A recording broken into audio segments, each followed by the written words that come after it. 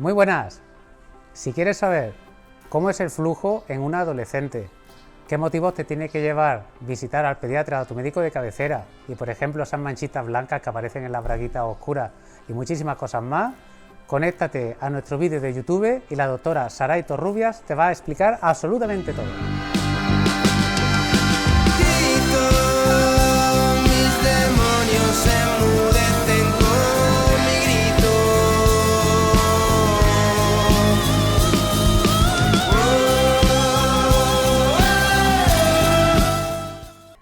Muy buenas, estamos aquí en un nuevo episodio de Adolescrece y hoy vamos a comenzar una sección de salud con nuestra médica, doña Saray. ¿Cómo está usted? Hola, buenas tardes. Pues la verdad que muy bien, muy contenta de estar aquí, muy agradecida de que contes conmigo. Pues nada, estamos en el polígono de Guadalquivir, en el centro de salud. Es un centro de salud súper docente, con una directora, Eva Sánchez Cañete, que le encanta la divulgación, la educación en salud, y vamos a aprovecharnos un poquito de vosotros para hablar sobre salud sexual en la adolescencia. Y hoy vamos a hablar de un tema, van a ser pequeñas pildoritas, pequeños recordatorios, y bueno, vamos a hablar sobre el flujo. Primera pregunta, Saray, ¿qué es el flujo?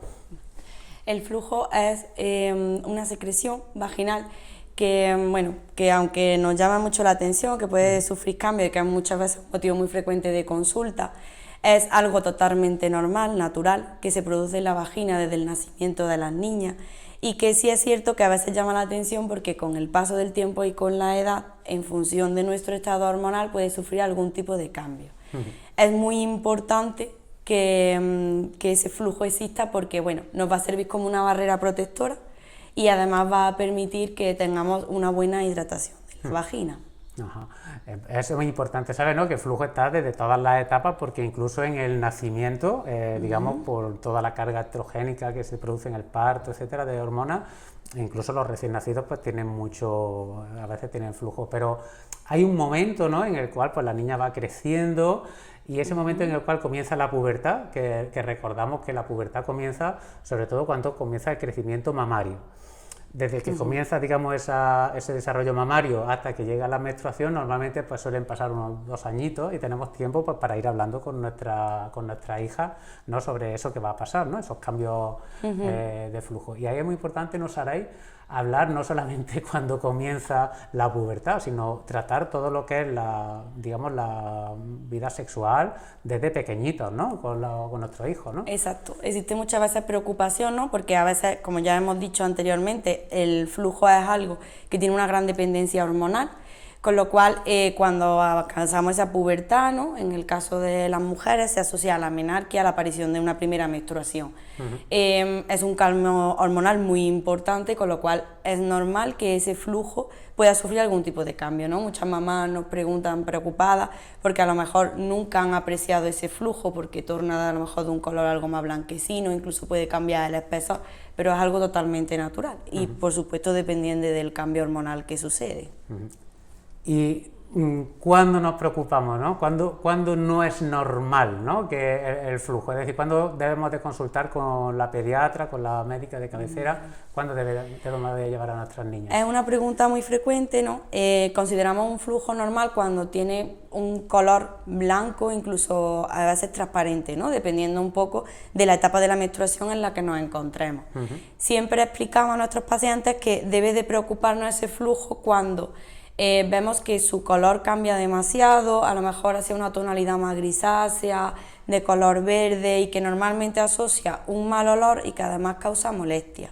No solamente molestia al orinar, no solamente picor, sino incluso molestia a veces con las relaciones sexuales. Entonces, es un conjunto de síntomas que nosotros sí que le decimos que tienen que estar un poquito atentas porque puede ser significativo de que ahí haya algún tipo de trastorno. Vale. Y hay alguna cosita, por ejemplo, a veces, evidentemente la higiene es muy importante, pero no todo tipo de higiene, ¿no? A veces incluso un exceso de higiene en la zona vaginal pues puede producir algún cambio. Cuéntanos un poco cómo debería de ser la higiene adecuada, ¿no?, en la zona vaginal. Como hemos dicho al inicio de la píldora, ¿no?, el flujo funciona como una barrera, ¿no?, es como un stop a la entrada de bacterias, de hongos, de todo tipo de agentes externos. En el momento tenemos la costumbre, ¿no? O el dicho, la creencia de que parece que tenemos una infección y cuanto más lavamos, más cuidamos o menos se sobreinfecta la zona, ¿no? Y esto es totalmente erróneo. ¿Por qué? Porque en el momento en que empezamos a usar, sobre todo geles jabonosos con alteraciones de pH que sean demasiado agresivos, lo que hacen es alterar más el flujo, alterar nuestra flora vaginal, incluso la eliminamos, con lo cual si existe una infección podemos incluso complicarlo, ¿no? Entonces siempre tenemos que intentar lavar las menos veces posibles, obviamente puedes hacer algún lavado diario, pero con jabones neutros, incluso a veces se recomienda únicamente agua. Vale, vale. Y también, digamos, la braga también, ¿no? Si es sintética, si es de algodón, también puede influir, ¿no? Un poquito en... Lo que más se recomienda es usar tipo de braga de material de algodón, que son menos irritantes, y por supuesto evitar todo tipo de braga de tipo de tanga o que sea demasiado compresiva. Vale, porque puede generar más irritación y más molestia en la zona cuando hay alguna infección. Vale. En otra píldora hablaremos un poquito de la candidiasis, pero podríamos avanzar un poquito también que la relación incluso que hay entre lo que es un flujo correcto y una buena alimentación, ¿no? ¿Qué nos puede un poco comentar sobre eso? Un exceso de azúcares, en fin. Sí, está claro que todo tipo de alimentación influyen en nuestras digestiones, influyen en las secreciones de tipo de flujos que tenemos, incluso en nuestro estado hormonal, ¿no?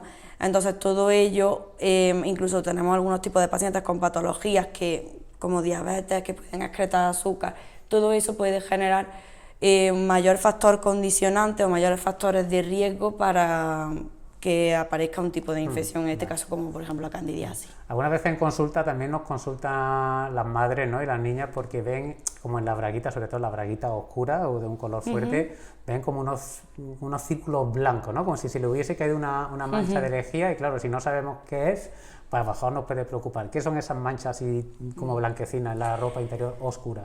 Esas manchas, aunque es verdad que generan bastante preocupación, normalmente indican algo de cambio en el pH del flujo.